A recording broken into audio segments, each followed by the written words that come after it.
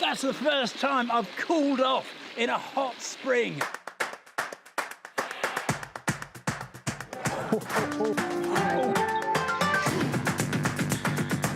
What strange creation is this? The Filipino capital is full of noise and colour. This is mission control. Just made it. This is a particular thrill on a windy day. Stockholm is unique. Well, you were stuck in the cheap seat, third class with me. Why don't you have a guess where I am? This is the place that puts the gorge in gorgeous. Delivering fun in the sun. Oh my goodness. I'm a master of martial art. A week of adventures. Uluru rising from the desert. Las Vegas is where the world goes to extremes. Shambles. No, not my dress sense. I'm on cloud 9. There's 1,000 dishes on offer. So, I've never drunk a tree before. Oh, do you want a race? Yes, you are concerned. Well, travel expert Simon Calder is right here. So, Simon, British Airways, Ryanair cancelling flights all over the place. They certainly have, yep, hundreds of flights. Network Rail, which is carrying out the work, says it's essential because, well, bad weather and indeed strikes. Maybe even 3 different international driving permits.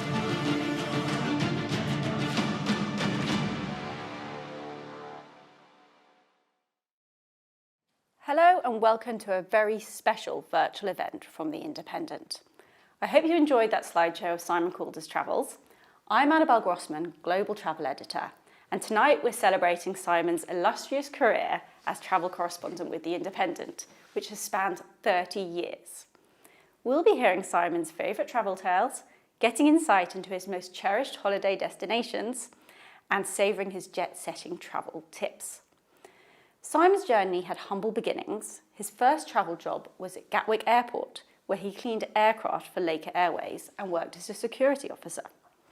After a stint of writing guidebooks on hitchhiking, Cuba, Central America, and Amsterdam, he first became the Independent's travel correspondent in 1994, where he earned the moniker, the man who pays his way, because he doesn't accept free travel. And we have so many questions from our viewers, but first, I'm going to turn to our travel editor, Ben Parker, who's joining us this evening. Now, Ben, if you had one travel question that you could ask Simon, what would it be? Well, hi Simon. Very specific to me and my situation. As you know, I've got a young son, a 5-month-old. So I'd like to ask you, if you were to suggest somewhere I could go with a baby and my wife, and we could have a great time somewhere great for the baby, but also great for the adults, where would you suggest? Almost anywhere, as long as he is under 2, because, well, actually probably under 1, because then he can't move too far. Now, you can't take, as far as I know, even on Ryanair, babies as cabin baggage. I mean, don't put them in the overhead lockers, but they are a lot cheaper and a lot easier to manage. So, no, I think you can go pretty much anywhere, but the thing is, they've got very, very sensitive skin. So at this time of year, for your summer holiday, I would either say a great British seaside resort. I'm a huge fan personally of Dorset. There is no better county as far as I'm aware. Alternatively, you've got a car, haven't you? I do.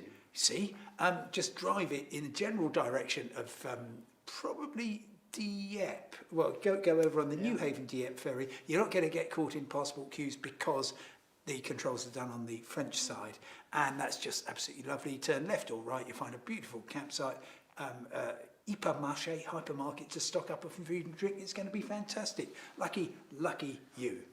Thank you. Okay, I'm quite interested, Simon, what you think would be a good destination for me. It's a slightly different traveller to Ben. Yeah. So I like adventure. Yeah. I like travelling alone. Yeah. And I don't like crowds. So I'd like to avoid anything too touristy. Where would you suggest I go?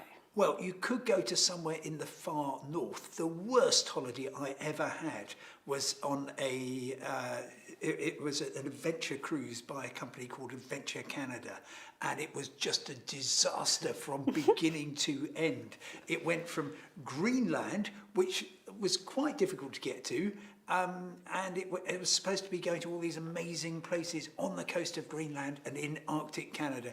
We went to about 1/3 of them. Oh, wow. The cruise director spent more time enjoying herself with full view of the entire payload of passengers on the ship, while she, her partner and their child were going around in a boat, just like Ben and his son and his wife, going around having a lovely time among these icebergs. We have paid thousands of pounds for this. I will get to your question in just a minute.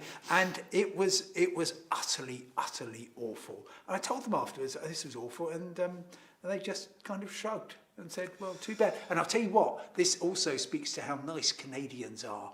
It was 95% Canadians on board, and they just took this. It was me, it was an American, it was a German. We were absolutely furious that we spent so much and got so little. So the Northlands are very good. I'd probably say actually just go to the far north of Scotland. Shetland, Orkney, the Western Isles, Lewis, Harris, so beautiful, so accessible, and also you don't have to fly there, which a lot of people would say would be a very good thing. And they're better than flipping Canada. So now we've done your worst ever holiday. Oh, did I mention that? Yes. Let's lighten it up a bit, and let's go with in your 30 years of working in travel, or 30 years as our travel correspondent. What was your favourite trip? Well, I can generally only remember the last one I did, which was ended on Sunday, and that involved going, well, I was on a sort of 2-week, all kind of merging into one. But basically, I went to Greece and went around the island of Zante, which I'd never been to before. I went to Milan to trace the location of the 100th anniversary of the first motorway in the world. I then did a stupid thing, which was go from the southernmost point of Switzerland to the northernmost point in a day. That was my plan. Due to operational difficulties, of which there are a fair number, I find, I didn't actually start at the southernmost point till 2:25 in the afternoon, which was a mistake because Switzerland isn't the biggest country in the world, but it has got the highest mountains in Europe between you and the northernmost point. So that was it wasn't a disaster. And then I went to Germany, to France, to Croatia, and had such an interesting time meeting so many people. And I'm afraid an awful lot of that is due to hitchhiking, which is something that perhaps wouldn't be for you, but is certainly for me. And I just, bless the fact that you can stand by the side of the road pretty much anywhere, stick your thumb out, and you are going to meet a self-selecting bunch of really nice people and learn their stories. So it's just great. And so I do hitchhike a lot, but I mean that's partly because I can drive, but I'm a terrible driver, and almost anybody who picks me up is going to be guaranteed to be a better driver. So I've had a couple of hitchhiking experiences. When I was at university, I hitchhiked from Leeds across to Amsterdam. Great. Just remember it being incredibly cold, but a really, really great experience.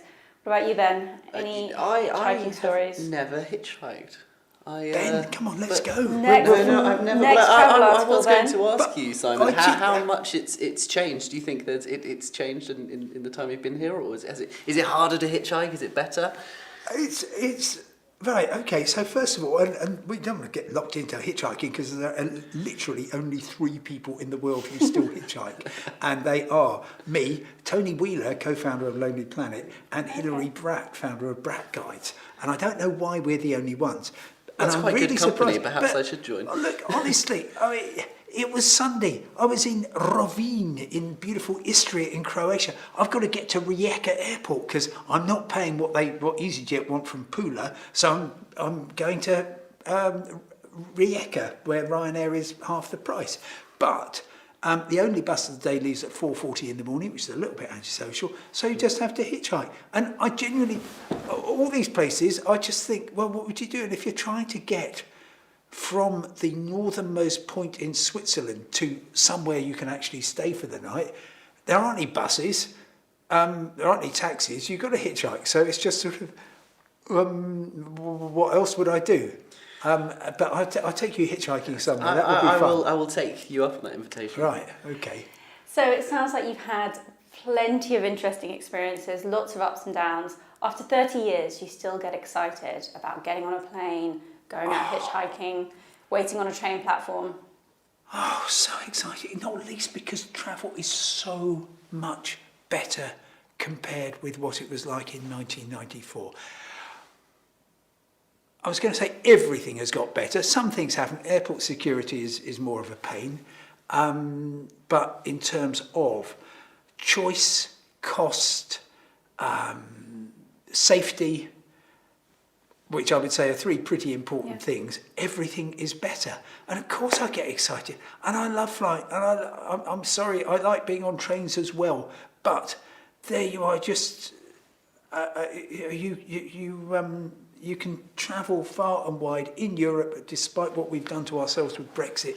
You are going to have such an exciting time. And as soon as I get back, I'm immediately planning my next trip, which actually involves the Paris Olympics. No, I'm not competing.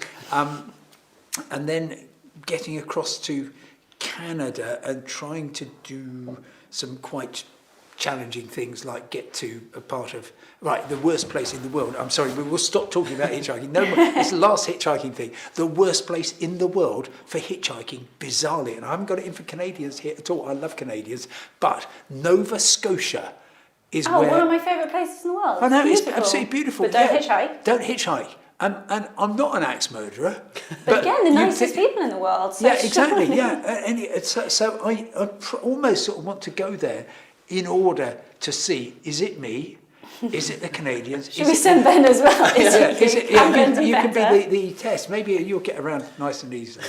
And then I want to go through New Brunswick up to the Gaspé Peninsula, and it's all very good. And what I'm also very, very fortunate to do, because not having a proper job, because you actually do all the work, is I don't kind of quite know when I'll get back or how. And finding those things out is part of the thrill, I find. Certainly keeps us on our toes. Yes. Absolutely. So I'm going to take you back to 1994 for a minute. Yeah. Because you have a question from Chris Jones, who says he was an early user of Laker Airways. Oh, yeah. Which I don't remember, Ben. No. When did they go? They went bust in 1982. Yes, slightly before. And Laker Airways was... Freddie Laker was just a pioneer of low-cost aviation, and the moment he went in, prices effectively halved across the Atlantic and opened up everything. So he was brilliant, and Laker Airways was a great thing, and people were queuing around the block at Victoria Station. There's a Pret-a-Manger. If you come out the station, turn left, there's a Pret-a-Manger. That was the Laker Airways office, and you can still sort of recognise it. And people were just so desperate to be able to travel across the Atlantic. It was fantastic. So actually, I was mistaken. I'm taking you back quite a bit further than 1994. Yes. So Chris was keen to know what you remember from that time. Well, it sounds like just transformational. And the thing was that because the other, so British Airways, TWA, Pan Am, thought, we don't like this competition, but we're going to have to cut our prices. So actually, a lot of the time I was flying across the Atlantic on Pan Am, who miraculously today we learn are going to be reinvented next summer, TWA, BA, and that was part of the problem. So you get on those airlines for the same price as you would pay on Laker, you get a cup of tea and a meal. So that paid to Laker. But then 2 years later, along comes Richard Branson with Virgin Atlantic, hooray, which is still offering great choice and service. Okay, well, moving on, we have a question from Paul Humphreys, and Linda Hudson has also asked this question. What is your most memorable journey and why? Okay. Well, they've all been great, mostly, apart from Canada. Did I mention Canada? I think I did. So, the most memorable one was in 2006. And this was, in November of that year, a gap month. Now, this was before flying a lot in a short length of time was considered inappropriate, and I absolutely sign up with that. But this was okay, you're a kind of normal person. You don't get a year off to go around and do all the gap year stuff. So how about going around the world in a month and crucially doing an exciting activity every day?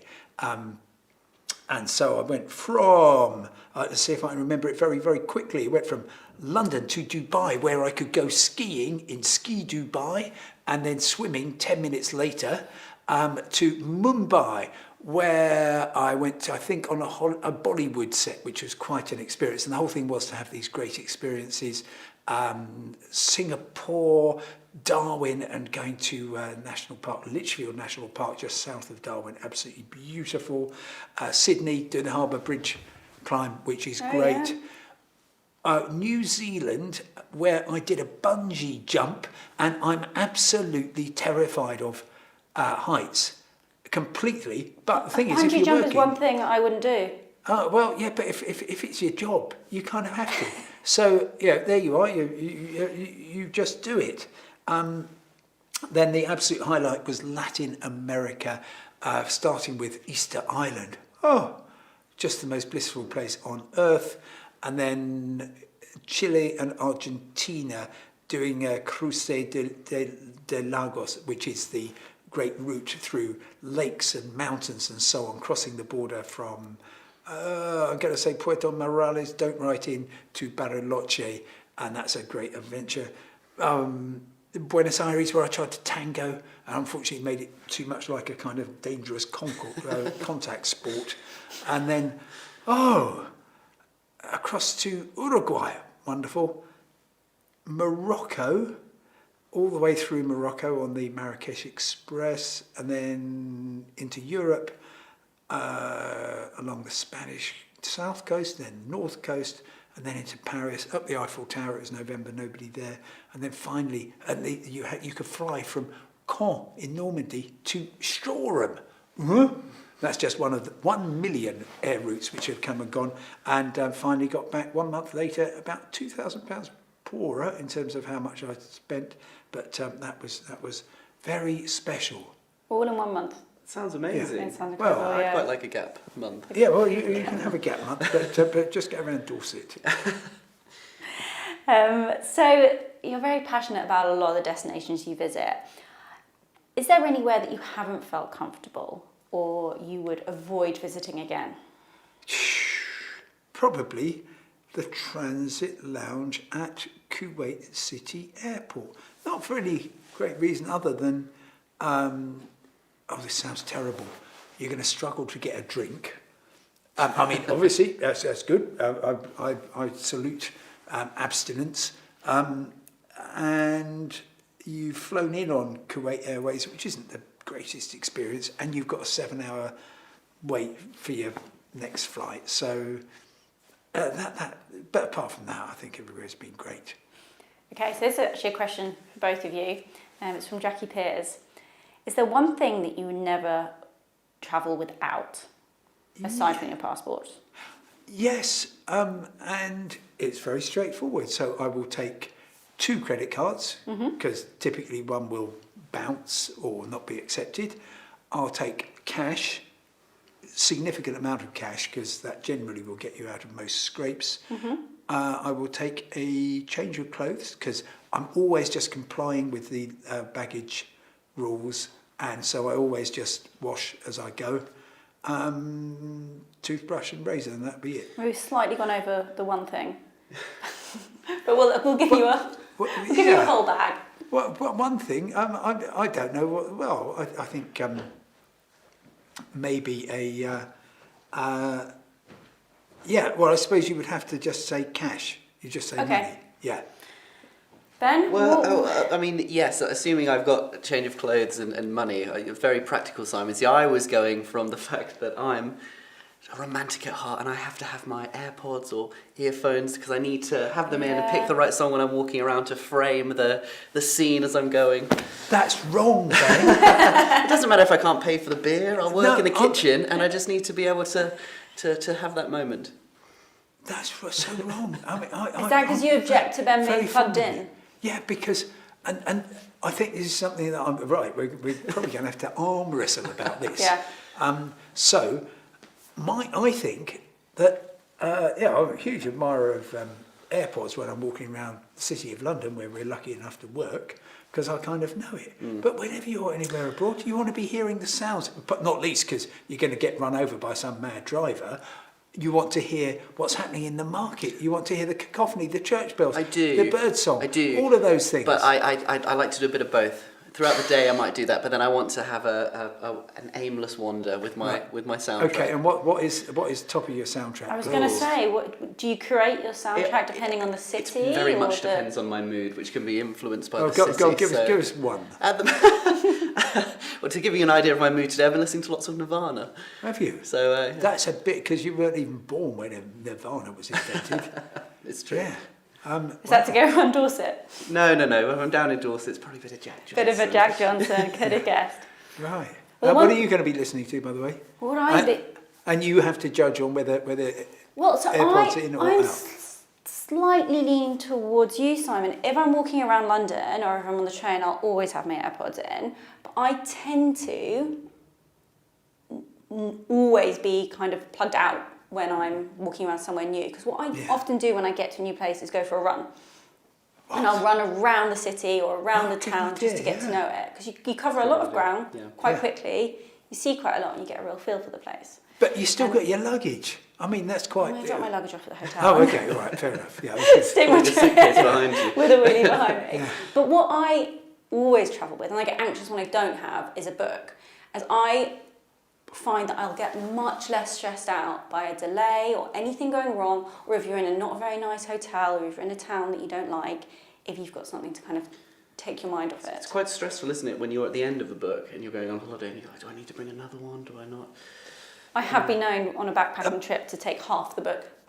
No. Yeah, when I was really worried about weight. The last chapter came with But in the backpack. are you counting guidebooks in this? I haven't used a guidebook in quite a while. I've taken photos of guidebooks. I don't know if I've actually carried a physical guidebook in quite a long time. No, I mean, I love a guidebook, and I tend to buy them and read them beforehand, and then I quite like it when I'm going around going, oh yeah, I remember reading about that. But I don't take it and have it out when I'm going. Okay, well that's a very analogue thing that I do, which is use guidebooks. But as you mentioned, And any particular guidebook you'd take?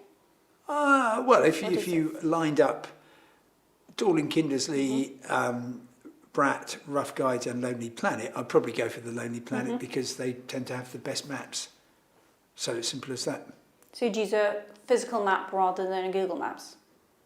Well, yeah, right, for several reasons. So, first of all, physical map isn't going to be battery dependent. If somebody nicks your guidebook, it's annoying, but it's not as annoying if they nick your phone. And therefore, if you're standing on a street corner trying to work out where you're going, it's possibly better. It doesn't consume truckloads of gigabytes, which you then find inadvertently are going to cost you £1 million. So, and you can write all over them. Yeah. So I like them. But that, I agree. That's a bit like. Did we mention hitchhiking? A bit like hitchhiking. It's a bit niche these days. Okay, so this is a fun question from Satnam Bogle. I'll be the judge of that. No, I think I like this one. After 30 years of worldwide travel, what is the most bizarre or unexpected item you found in a hotel room? Oh, great question. This happened actually on Friday. Yes. I walked in to a hotel. It was worse than that. I'd actually just come from the northernmost point of Switzerland. Did I mention that? And I got a lift with Sergei, a really nice Kazakh German, and he was practicing his English, so therefore he was prepared to take me to Donaueschingen in Germany, the source of the Danube, and it was 10 o'clock at night, and there was only one hotel open, and they only had one room, so I had to book it. And I walked in, and you have got, on the wall of this hotel, stuffed animals, little deers and things. I find that quite creepy, I think. It was extraordinarily creepy. Yeah. I mean, what's happening in the world? And that was Friday.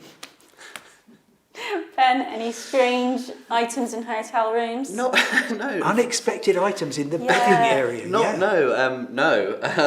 not so much for me. Although I was talking to somebody earlier about how I've seen other travel colleagues check into hotels, and the hotel have scoured the journalist's Instagram account, It's happened printed to me out the before. photographs. It happened to you, And you come in then and put there's them in an there. image of you on a cake or something. Well, it's what if they've scrolled back and there's a picture of an ex, and you're there with a new partner, and they've Is there something we need to know? no.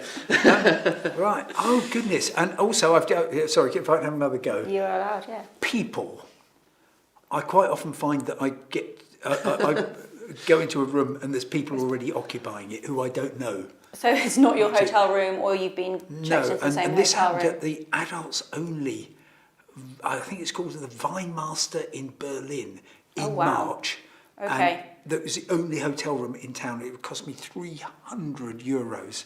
And I walked in and, well, luckily there were, the person wasn't there, but, there was bedding and towels strewn casually around the place, half-drunk drinks and so on. But that was better than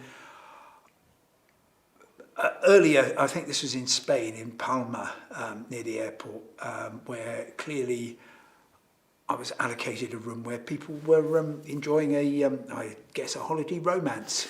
So it's a great surprise to all of us. So, yeah. It makes great stuffed animals question. not seem too bad now, does You're making a it? habit of this now, Yeah. Simon. It's Right, should we move very swiftly good. on? Very good. So I'm keen to know the answer to this. Janet Hall has asked, which places have you wanted to visit but not yet been able to go? Okay, Turkmenistan, and that's because I tried to go there in 2018 after I was on this fantastic journey from your point of view, Western Kazakhstan through Kyrgyzstan, Tajikistan, I'm going to chuck in Uzbekistan, and Turkmenistan was the natural one to continue to, but they wouldn't let me in because they Google who you are, and they found out I was a journalist. And this was great because although I haven't been to Turkmenistan and I can't wait to go, it meant I had to swerve at the border and go to a place called Khiva, Khiva, which is probably, well, certainly the best place I've been in this century, I would say. Just this magnificent, preserved, medieval Islamic city with walls, and it's just absolutely miraculous in the middle of the Uzbek desert. So that was great. And also you could sit on the roof of a nice cheap B&B and drink beer and watch the sun go down. So I was happy, frankly. It does sound pretty nice. I think we've spoken a little bit about Uzbekistan in the past. Increasingly easy to travel to? Yeah.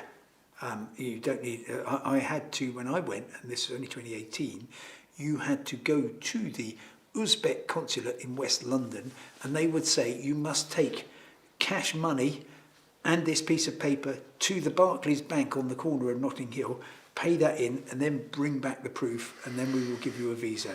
Now I think it's visa free or visa on arrival or something. Rebecca Parmenter asks, how much money could you have saved over the years by not paying your own way? Oh, that's a good question. So, if I wasn't paying, well, I suppose all of it in theory, but on the other hand, it's honestly, it's so much more fun paying your own way because things almost always go catastrophically wrong, and that means that you're never stuck for anything to write about. Well, okay, well, can I slightly reframe the question into how much does it cost to pay your own way, and how has that changed over time? Is that fair? Yeah, I'd be interested in it. Yeah.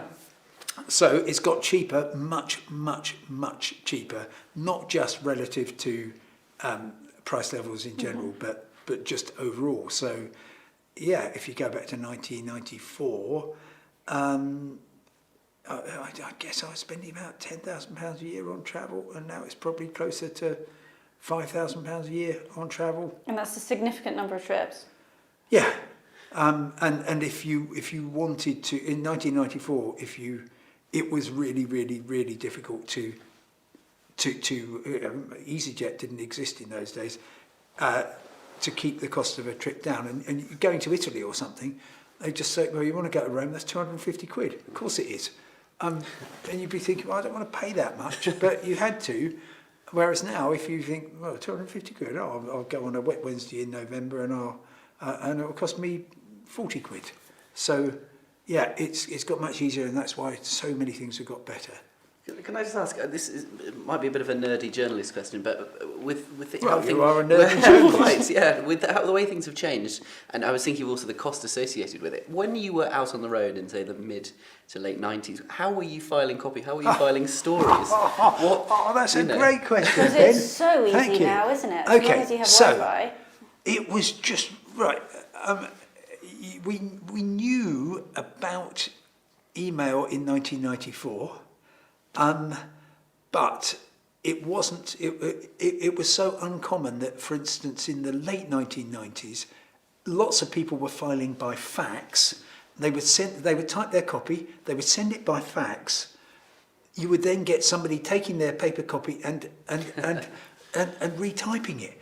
Weird. Now, there were some of us who were kind of like to think of ourselves at the cutting edge, where we would do something and the verb was tandying in.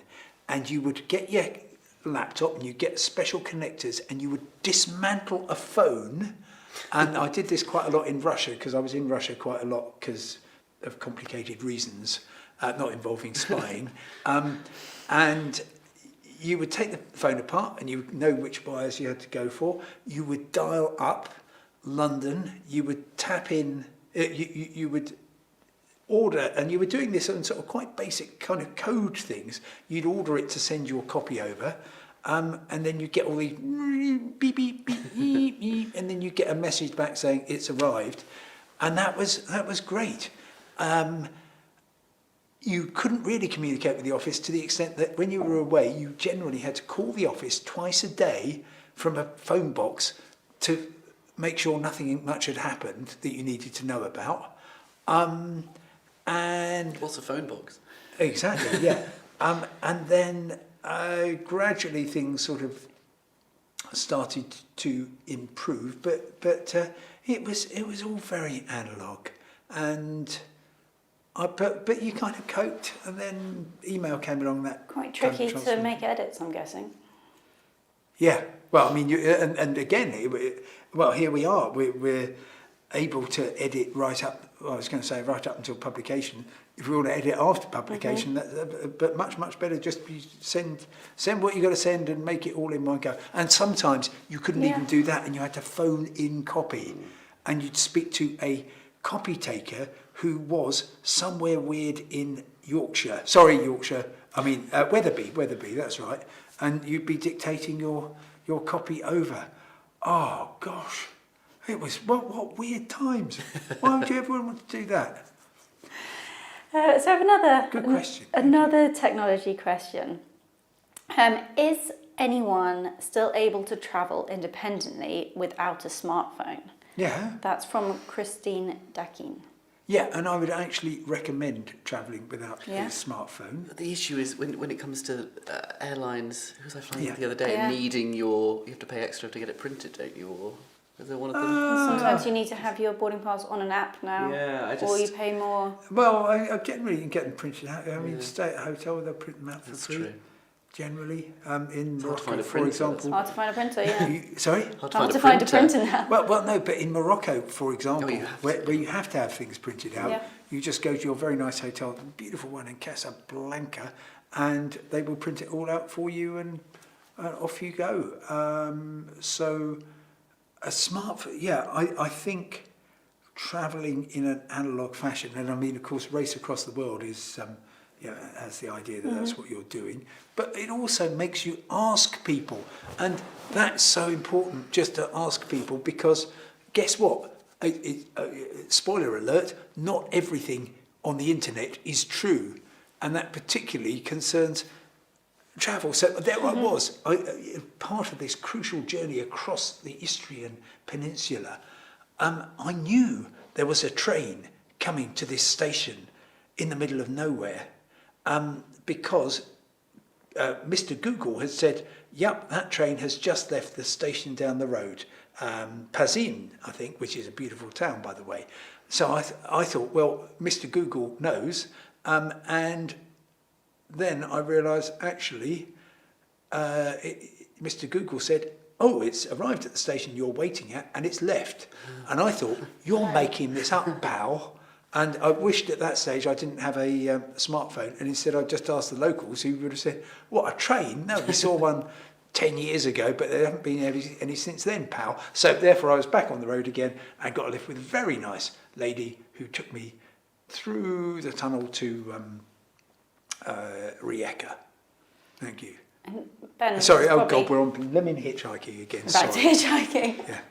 Yeah. Is there any locals recommendation that you can remember having on your travels, both of you, that stood out above something you could ever find on Google or even in a guidebook? Well, I can't think of anything off the top of my head specifically, but going out for dinner or bars, they're always ones that I want to know. And I've ended up in Italy, in restaurants where I don't think I've ever had an English person in, and they're just having a family dinner, and they're very welcoming, and it's great. And so yes, that, I think for restaurants especially, that's what I want local knowledge on. But always ask, including fellow tourists. And I get my best recommendations from asking people, oh, you've been here a week, so tell me your favourite restaurant, your favourite bar.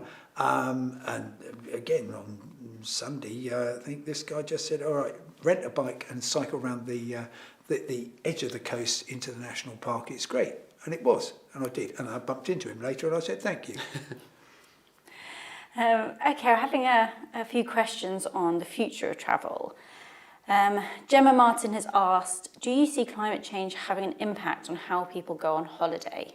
Will popular summer holidays become popular spring or autumn holidays now? We are seeing that now. I'm absolutely not a climate scientist, and I know that there are lots of people who will say that there is a very, very strong correlation between what we are doing and things inexorably heating up. I just don't know if that is the case, but certainly observably, we have seen a whole series of extremely hot summers in the Mediterranean. I was out in Rhodes seeing the effects of the wildfires last October, and I think people will very wisely judge, actually, Southern Europe, July and August, why?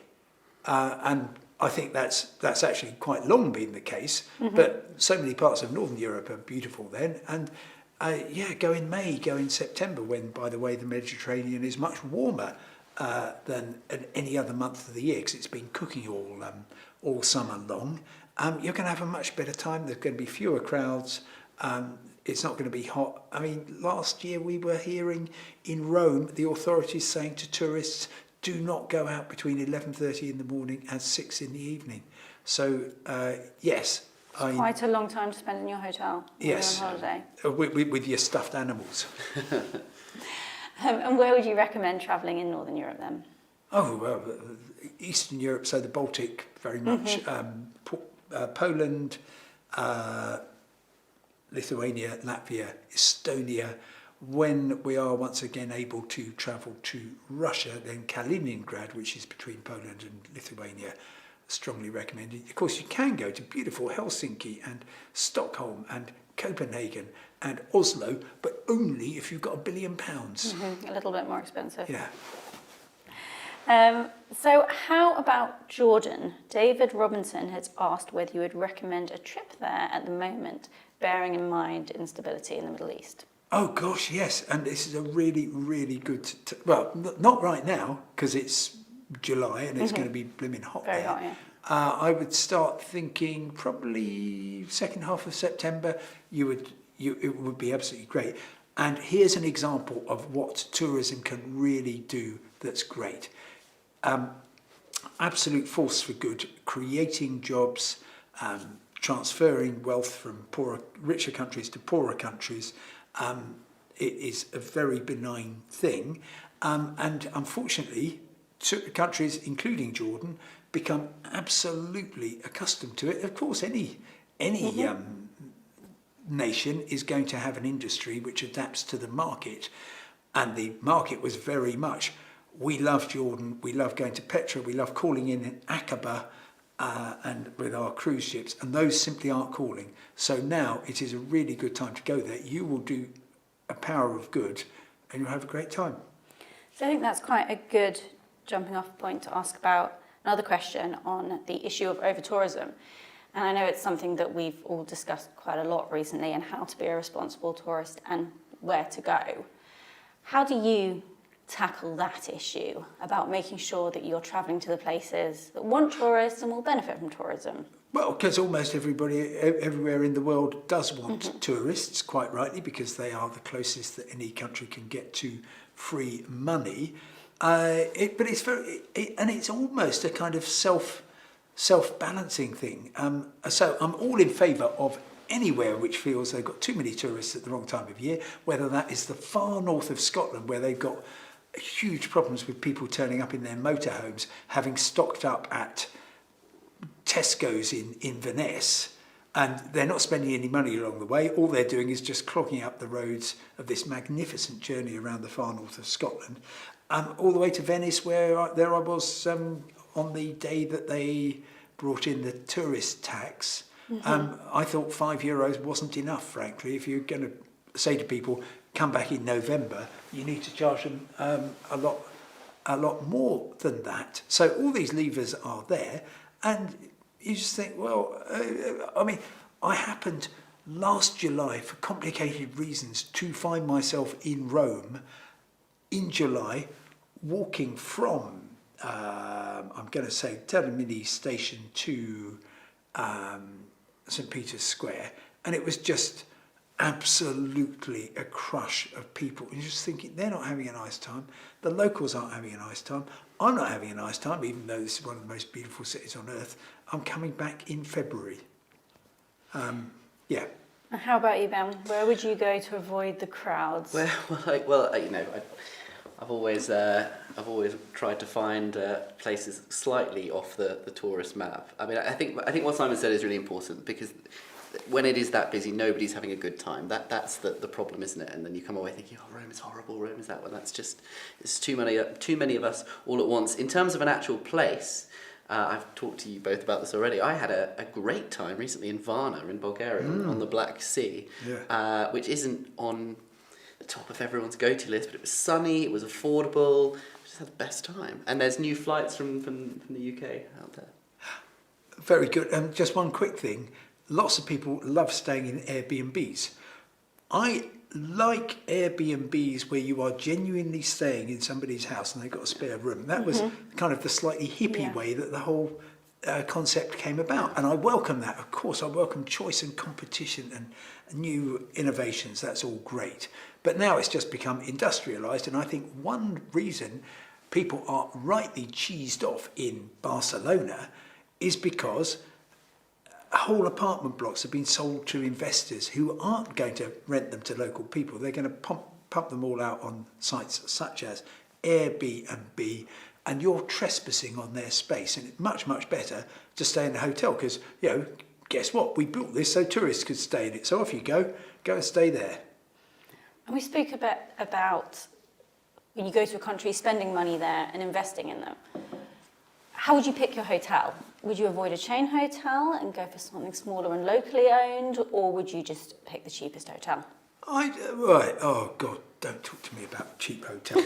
I've stayed in so many terrible cheap hotels. Tirana stands out, as does the otherwise beautiful city of Las Palmas, but where you feel that somebody has very, very recently left this room, and it's not, and it quite possibly it was rented out by the hour previously. So I welcome the easy availability of checking places out. So I will typically go onto a site like Trivago or Booking.com or Hotels.com, and I will see what's available. I will religiously and scrupulously then go direct to the hotel. Some of them will actually turn back and say, actually, do you mind going on to Booking.com, because they do all the back office stuff, so we prefer that, but that's their choice. Or I will do that old funny thing of looking in my guidebook, seeing what they recommend, or indeed walking along. I did this recently in Saarbrücken in the Saarland of Germany, and just think, oh, well, that looks like a nice place to stay. I'll wander in and see if they've got a room. So it's all good. Okay, I have a Cuba question for you. Leslie Sherwin has asked if US authorities know if someone has been to Cuba. Good question. And if that's a problem. Okay, no, they don't know unless either you tell them or they see in your passport that you have been to Cuba. So, you've possibly heard of Donald Trump. One of his last acts before Joe Biden, who you've probably also heard of, replaced him in 2001, was to put Cuba on the list of state sponsors of terrorism.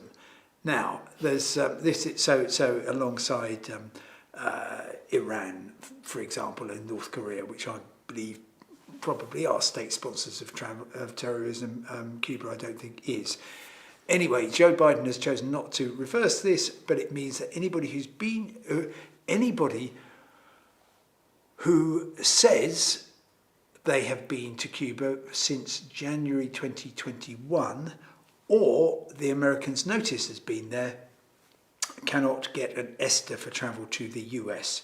Now, I'm not encouraging people to do anything that involves not telling the whole truth and nothing but the truth, but I will observe that quite a lot of people don't get a stamp from Cuba in their passport because the Cubans are well aware that of what the rules are, and they don't want to spoil your chances of getting into America on an ESTA.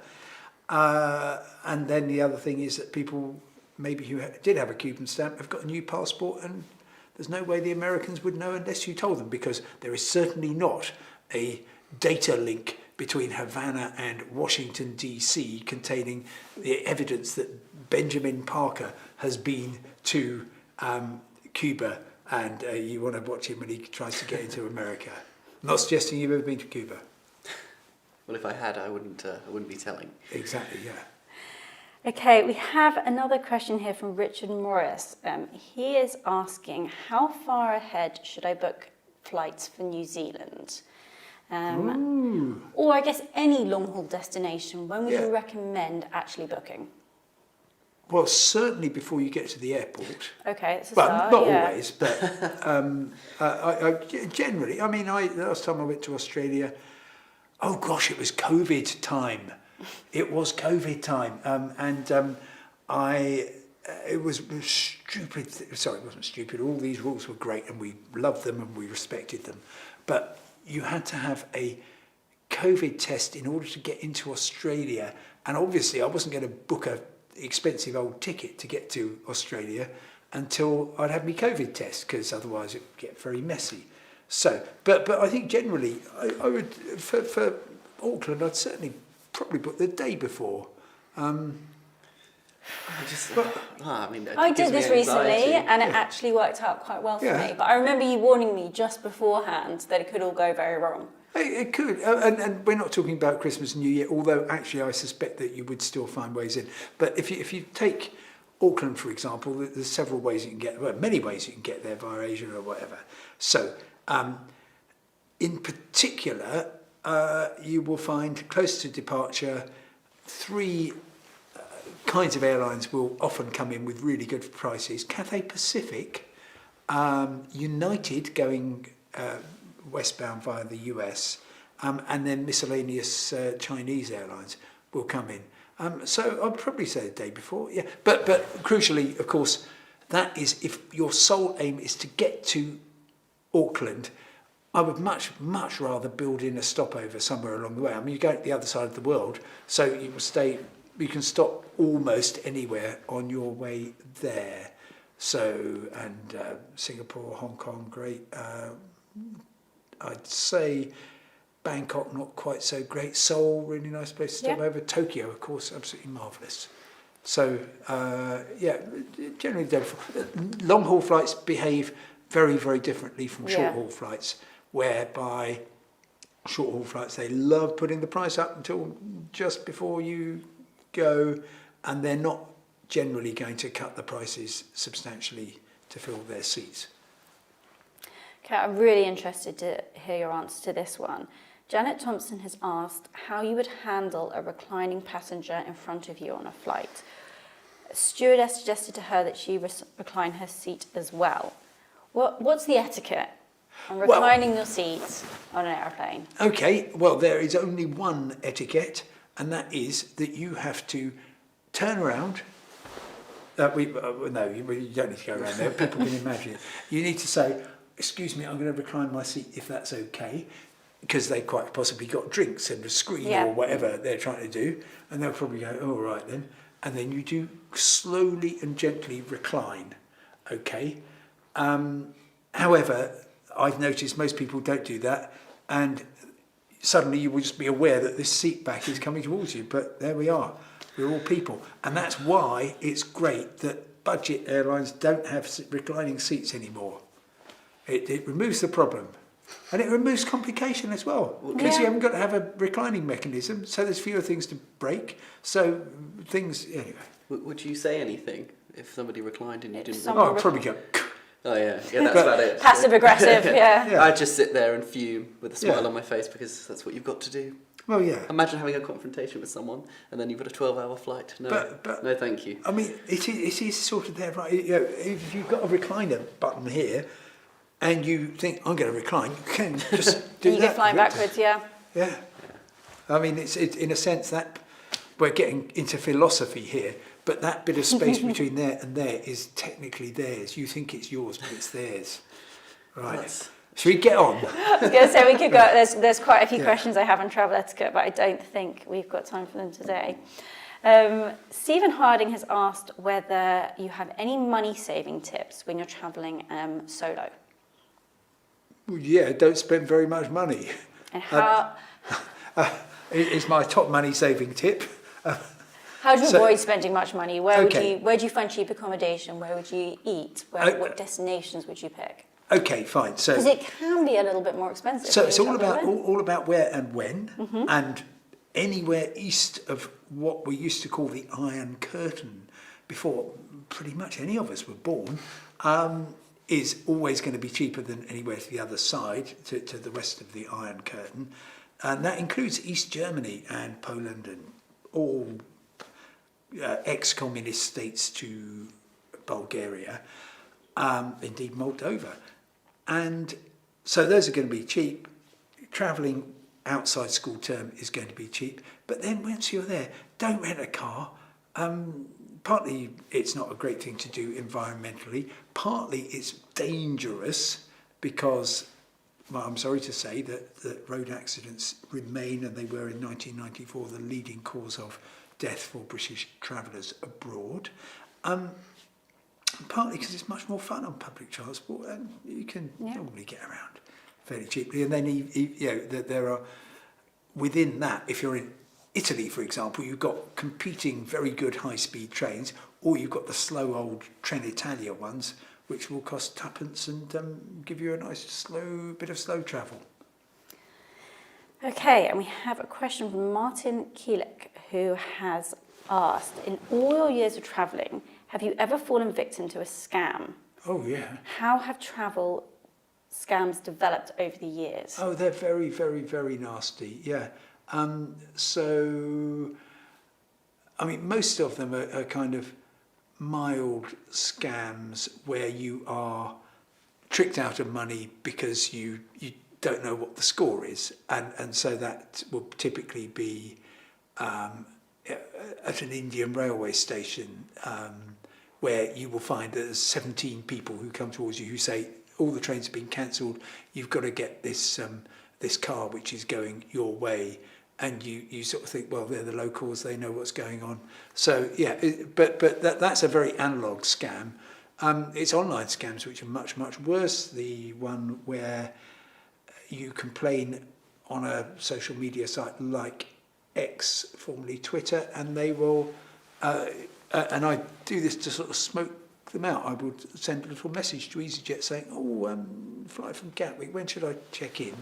and immediately you send that, you'll get half a dozen replies from scammers who seem to be based in East Africa, who will say, send us your number by direct message, and when you do, they will call you on WhatsApp and they will tell you, oh, sorry you had such a problem with your airline, we want to send you some money, download this remittance app, because then we'll send it to you like that.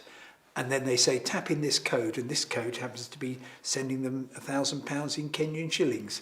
But it sounds like an actual code. Oh, I see. So it's an elaborate scam. And of course, horrible scams involving non-existent villas or villas which belong to someone else. So honestly, if it seems too good to be true, which is a good thing in life in general, if it seems too good to be true, it probably is, except that that's all been turned on its head by cheap airfares.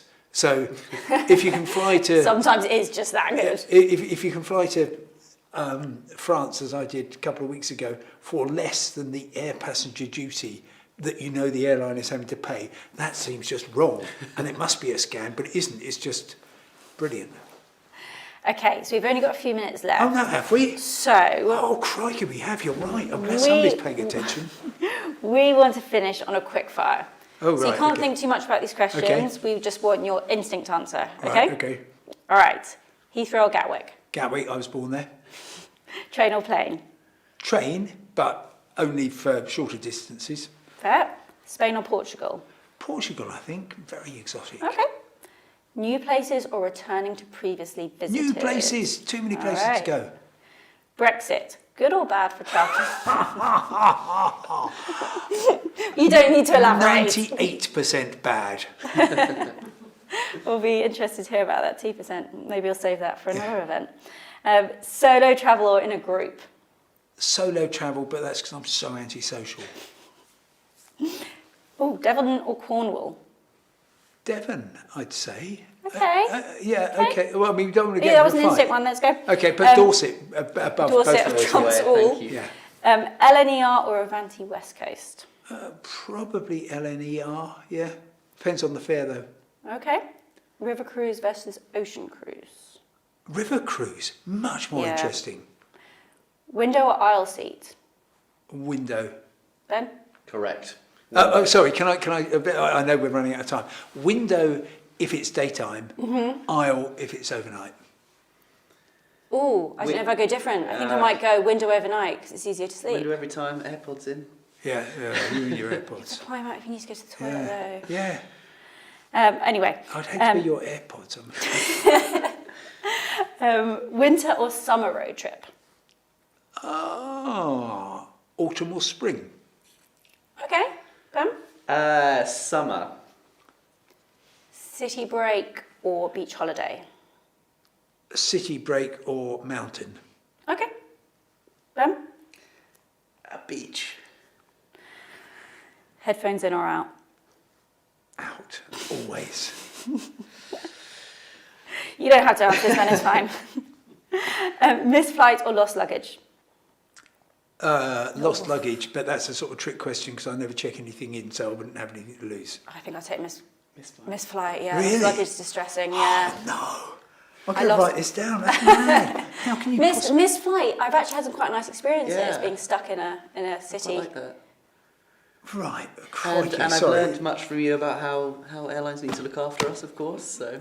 But that's them missing the flight as opposed to Oh, you no. missing When the Okay, you flight. miss well- the flight, Yeah, oh, that's if a you- good no, point. that's just Yeah, stupid. sorry, if you've done yeah. that. Again, we might have to go Cancel, into this one. right, cancel flight. I always take a Cancel cancel flight. flight. Yeah, every time. Oh, okay. Yeah. Anyway, finally, East Coast or West Coast? Oh, West Coast. Do you know what country we're talking about? It doesn't matter. The West Coast is always best. Interesting. West is best? Yeah. Yeah, I mean, You name me a continent, a country, I will. such a very good. UK? Yeah. No offence to Lowestoft, but frankly, yeah. Wait, Australia. Yeah, definitely. Okay. Yeah. Interesting. I'm going to, over the next few days, ask you this. Yeah. There's various refined countries, you. continents. Africa? I think, yeah, that would work for West Africa as well, Areas? yeah. Okay, we'll try and catch them out in the Okay. next few days. Well, I mean, you've got Morocco, you've got fantastic Gambia, Senegal, Yeah, absolutely. Namibia, We South were discussing Africa. Senegal Yeah. today as well. This place. Yeah. potential big destination in the next year or so. Okay, great. Thank you so much, Simon. Sadly, that's all that we've got time for today. Thank you, Simon, and also thank you, Ben, for sharing your expertise. Thank you, Annabel, for asking the very good questions Absolutely. and stopping a fight breaking out. And also thank you very much to all our viewers who sent in their questions. We hope to have answered as many as possible. For anyone who missed the beginning of this event, a recording will be available on the Independence website from tomorrow. And you can find out more from the Independence travel team on our website and via Simon's Travel Week newsletter, which appears in your inbox every Friday and Sunday. You can also sign up to Simon's weekly Ask Me Anything email for more Q and answers with the Independence travel correspondent. Our next event is in September, when a panel of experts will be looking at the shrinking royal family and what's next for the British monarchy. So we'll hope to see you all then.